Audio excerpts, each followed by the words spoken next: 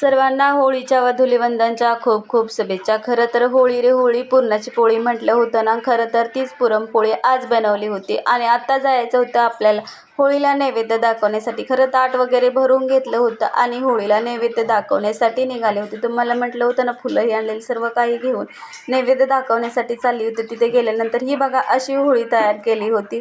खूप छान होती होळी, मला तर खूप आवडली. तुम्हाला कशी वाटली ते सांगा. आणि ह्या होळीमध्ये आपल्यात असणारे सर्व काही वाईट गोष्टीचं दहन करायचं होतं आपल्याला आज खरं तर.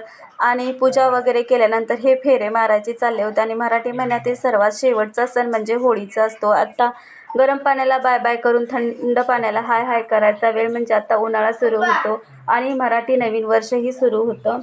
आणि हे बघा मी हे जेवण बनवलं होतं, डाळ भात, काय ती पुरणपोळी, सार भात, पापड वगैरे. आणि सकाळी दुसऱ्या दिवशी उठल्यानंतर ही मुलांची अशी चालली होती होळी खेळायची.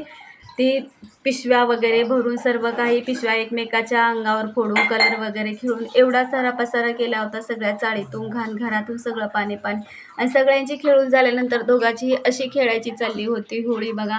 तुम्हाला